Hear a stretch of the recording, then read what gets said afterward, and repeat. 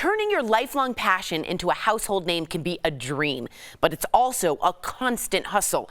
It's something the co-founder of the multi-million-dollar company Drybar knows all too well. Please welcome to DBL, Alli Webb. Yes.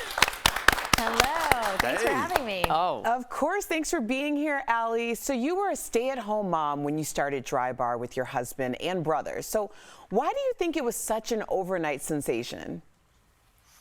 Well, I mean, of course you understand this. Women love great hair, you know, and I think what we did with Drybar was make blowouts accessible for everyone and create an amazing experience and a price point that, you know, made it, you know, where you could go and get a blowout on, you know, once a week potentially, or certainly for that big occasion, you know, whatever, wedding, bat mitzvah, wherever you're going to. And that's kind of what I think we thought the business would be more, you know, and it really ended up being like women, you know, I can't tell you the amount of women who tell me they don't wash their hair anymore because they go to Drybar 2 to 3 times a week, you know. I mean, we did not see this phenomenon coming. I'm sure our viewers are sitting at home like, you know, you had everything. You success, unimaginable, money. So why would you sell Drybar? Well, I think I got to the point, you know, where we had brought on so many amazing people. The company had grown so big, and you know, I think I'm a startup girl. You know, it's like I loved the early days of starting and figuring out a company, and then I think that I had done what I needed to do, and you know, kind of was ready for my next adventure.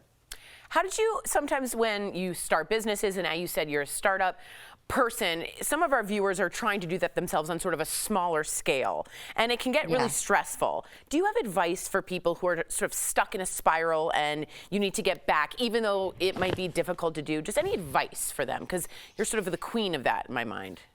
Yeah, I mean, I didn't, you know, the plan for Drybar originally wasn't to make it this big, you know, massive company. It was to have one little store and to have, and so, you know, and I think that that's the advice is like, start small, like really figure out what you're doing, like build a strong foundation and truly, you know, my brother Michael, who's, you know, my business partner, my ex-husband Cam, like they all were at other jobs when we started Drybar. We didn't know it was going to turn into what it did. And so, you know, my best advice for people is like start small and slow and really figure out your business and make it really successful. So looking back, was that a big mistake, or what were the biggest mistakes that you made that other women could learn from? It was fast and furious, our growth. And so, you know, we missed a lot of things, and there was lots of learnings. I don't even call them mistakes. This is so important. It's in The Messy Truth, which I'm just reading here. Webb invites you readers into the world as an entrepreneur, a mother, and a partner with humor and wisdom, the truths and fictions, and it's all about the messy truth. I just appreciate you being so relatable about this. Alli, thank you so much for joining us today.